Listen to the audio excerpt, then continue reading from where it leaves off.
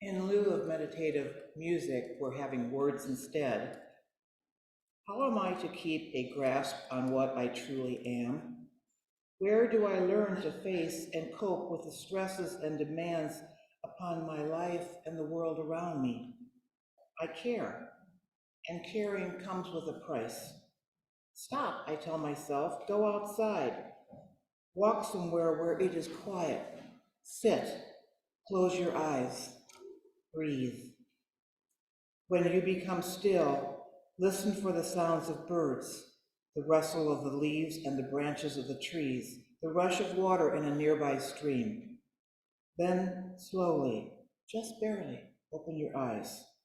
Let the sunlight filter through your eyelashes and catch the beams bending and reflecting through the narrow slits you shuttered open. Look and see how small a thing of beauty that act alone can be. Keep that. Feel it. Carry it with you.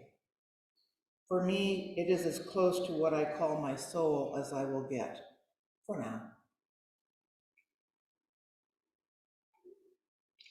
Hello, I am your absent speaker who is borrowing the voice of this very kind person to enable all to hear this morning without any Zoom rebellion. I must begin by applauding Taylor, who intrepidly stood by us last week despite the tech nightmare from hell. Thank you again, Taylor, for all you do tirelessly and professionally week after week. I can then truly kick off this talk by saying that we, who at times suffer from techitis, are truly in awe of your abilities. We are here today together to explore a difficult, as yet sometimes very obvious idea. It is the experience of awe. We are to explore, contemplate, and discuss awe as a theme offered to UU churches throughout the U.S. during the month of October 2022. Its origins are Nordic, au or ag, and the word dates back to the 1300s. This century's history in Europe all by itself would give one an understanding of what the word came to mean: fear. The trembling, knee-weakening, heart-stopping dread one experiences when encountering forces beyond one's comprehension. Now reduce that down to the trivial utterance of what may issue from the mouth of someone who has a really low threshold of such things, and one might remark in every other breath, wow, that was awesome. For example, after experiencing a fast ride in a poorly driven car, or a really good but loud concert, or watching something blow up somewhere. But that's not really what this talk is about. Throughout the centuries, at least those where the fear of God was something quite commonly called upon by preachers, God had a great deal of awe attributed to him or her. One trembled and averted their eyes, as did the king in Monty Python and the Holy Grail. This tended to upset the deity a great deal, as God happens to mention in the movie to Arthur as he tries to get the king just to listen to him and stop shaking and looking at the ground. Joseph Campbell states, awe is what moves us forward. This is definitely a modern meaning of the word, but forward towards what? Abraham Heschel tells us exactly where awe leads. For him and those of the Jewish religious community, he describes the relationship between awe and other attributes as he tries to explain how those feelings or attributes are interrelated. He writes, faith is not belief, an asset to the proposition. Instead, faith is attachment to the meaning beyond the mystery. Knowledge is fostered by curiosity. Wisdom is fostered by awe. Awe comes before faith. It is the root of faith. We must be guided by awe to be worthy of faith. He explains further, awe is an intuition for the divinity of all things, a realization that things are not only what they seem to be, but also stand, however remotely, for something supreme. Awe is a sense of the transcendence, for the reverence everywhere to the mystery beyond all things. It enables us to perceive in the world intimations of the divine, to sense the ultimate and the common and the simple, to feel in the rush of the passing the stillness of the eternal. What we cannot comprehend by analysis, we become aware of in awe, from Who is Man by Abraham Joshua Heschel. So the awe once attributed to God as a reaction to his fearful, expansive reality has become for Heschel the gateway to faith. Faith is not something usually Unitarian Universalists talk about. At least they do not think of faith in the traditional sense of believing in a given creed taught by a particular religious group. But is this faith, the faith which grows from awe, that which Heschel refers to? He says it is not faith as belief, but rather faith as attachment to meaning behind the mystery. Heschel does not explain the meaning. He does not explain the mystery. He talks of things not always being what they seem, of intimations of the divine, not the divine itself. He talks of the ultimate, a stillness or timelessness, nothing we can comprehend. Experience of awe is not necessarily comprehension. It is straight from the body into the soul itself, or if you will, our fundamental consciousness. Do not pass go, skip the mind. We can't figure it out even if we tried. We just feel it deeply. In the motion picture made based on the book Contact by Carl Sagan, Jodie Foster is sent on a voyage which would allow her to experience an Earthling's first contact with sentient beings on a distant planet. She is an atheist, a non-believer who is thoroughly schooled in scientific training and thinking. When she experiences first contact, she is wordless. When she does recover enough from her awe-filled experience, she said, "They should have sent a poet." So for her, and therefore for Sagan, awe is not something that is explained by the application of science. Despite all our protestations, awe changes us.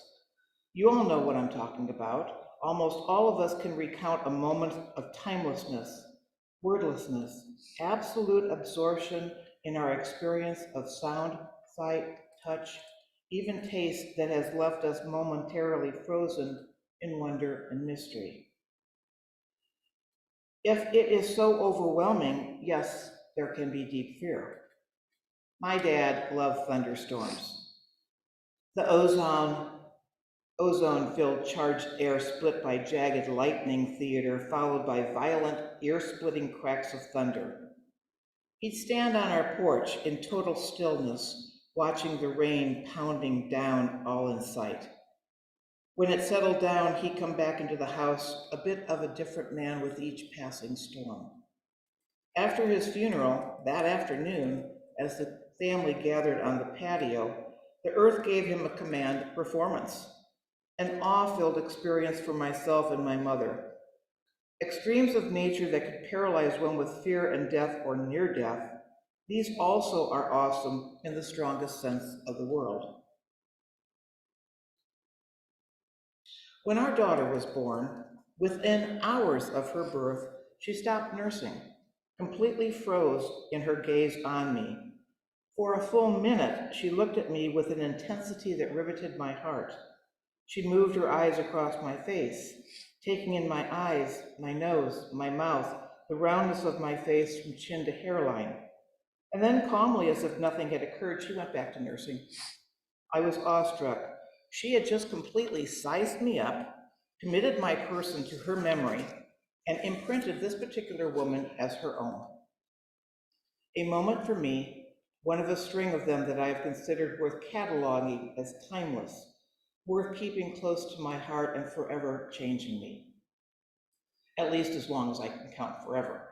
And you have them as well. Some are so personal that we don't share them with anyone but ourselves. They stay with us, for they have made us touch that deeper part of us that connects with something larger. I call it my soul, or the part of me that is the rest of creation in this time and moment, and in that place which is without time. You call it whatever you may or may not, if you choose to label the reality as such. It does not need a name to be real. In some meditation classes, similar things may occur. If one studies pranayama, for example, very remarkable things can happen. Pranayama is quiet sitting in a comfortable and purposeful way and then breathing in a regulated and purposeful pattern. It takes some concentration and practice.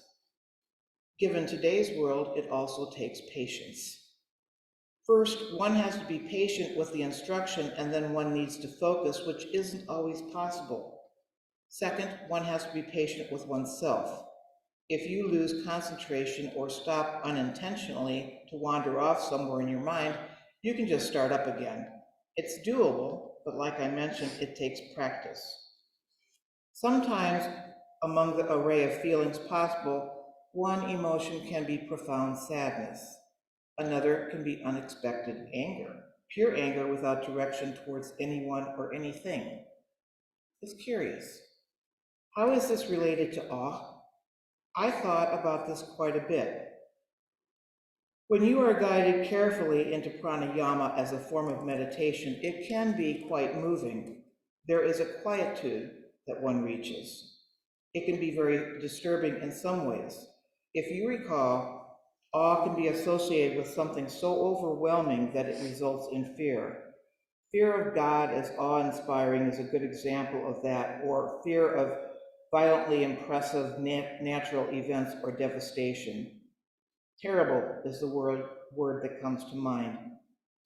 All of the above puts us in touch with our vulnerability as mortals, and being mortal, one can easily be injured or terminated. Awe can result in soul searching for some people. It is curious that pranayama or meditation has the same kind of soul searching, but through the smallest, most intimate of things. It uses your life's breath. It is vital, deeply yours, and very much the most vulnerable part of anyone. We can go without food or water for quite a while. We can be hot or cold for certain periods of time without serious harm, but not breathing is limited to minutes before there are no more. So pranayama is a powerful study of this basic necessity of life, concentrating on it, controlling it, regulating its speed as well as its cessation, at least for a few moments. You actually stop the breath as part of the process, purposely and deliberately. It's in the moment of holding the breath that you remove the veil between your consciousness and that part of you which might be considered by some to be immortal. Those who name it tend to call it the soul. One doesn't meet this awe-inspiring part of us, but we do get pretty close to doing just that at times. If someone is fearful, it is not a far cry to become angry. The two emotions are very tightly linked. In my own practice in the past and even now, it is not unusual to visit a death of someone I have experienced in person or to recall a traumatic and overwhelming event. We do this. After a while, those cataloged times become just another list of close acquaintances we recognize. In the same manner, we catalog a breathtaking sight, a beautifully emotional concert, or a blessed event in the lives of our families and friends. We store them, as it were. Over time, we can look back on them with fondness, or at least equanimity, as we settle more into what we truly recognize and accept ourselves to be, or that person from the past we can accept for good or ill. So one may feel anger related to fear. One may become reflective, depressed, or at least introspective. There are many paths one can take from having a profound experience of awe, but all are not the path Heschel referred to. Instead, he took the next step towards faith and faith in the mystery behind the experience. Again, an experience of awe can lead to many emotions. The path to anger from such a deep meditation can also be a good thing, as it may lead to the need for discovery, understanding, coping, and acceptance to either act or to move on, or just let things go. From these many paths, Heschel's included, the resulting transformation power is much the same. It just takes a little courage to not look at one's feet, like Arthur in the Holy Grail movie. May each of us continue to be blessed by the awe we have come to know, and may we be gifted with many more moments of enlightenment to come. Blessed be.